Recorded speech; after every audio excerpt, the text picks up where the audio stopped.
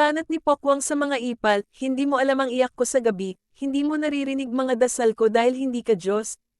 Hindi talaga madali ang maging isang single at working mom at isa nga sa nagpatunay niyan ay ang Kapuso TV host comedian na si Pokwang.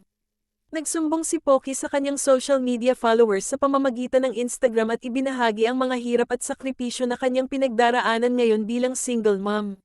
Sa isang video na ibinahagi ni Pokwang sa kanyang Instagram page, mapapanood ang anak niyang si Malia na bumababa mula sa isang sasakyan. Si ni Poki, ang hirap maging single mom lalo na sa panahon ngayon, ako lahat. Gastusin, oras sa bata, emosyon, ako lahat. Tapos nag-failed ang relasyon ako pero nang nasisisi?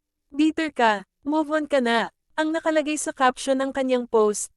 May isa pa siyang hugot na tila paaring sa mga taong walang ginawa kundi ang makisawsaw sa buhay ng may buhay.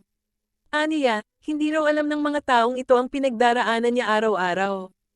Maging nanay ka muna bago mo ay invalidate ang nararamdaman ng isang kagaya ko, huwag kang makasawsaw lang. Hindi mo alam ang iyak ko sa gabi kapag nag-iisa na lang ako, hindi mo naririnig mga dasal ko dahil hindi ka Diyos, say pa ng komedyana. Nauna rito, nag-post din si Pokwang ng video tungkol sa mga irresponsableng husband. Nirepost niya ang video ni Pastor Ed Lapis na nangangaral sa mga magulang. Itong mga irresponsableng husbands ngayon, pinalaki ng mga nanay nila yan na ganyan. 80%, 80%. Ang lagi nating dapat ituro sa bahay kapag may mga batang lalaki, teach them how to become good fathers and good husbands, ang mariing pahayag ng pastor.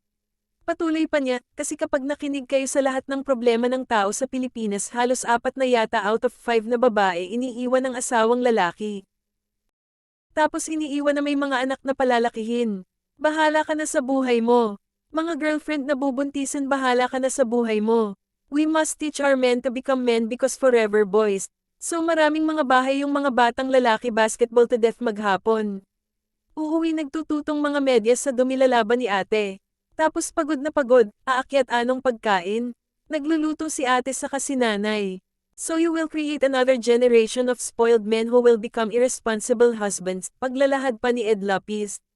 Ang inilagay namang caption ni Pokwang sa ipinost na video ng pastor ay, tabi-tabi po, real talk lang po, tamaan wag magagalit.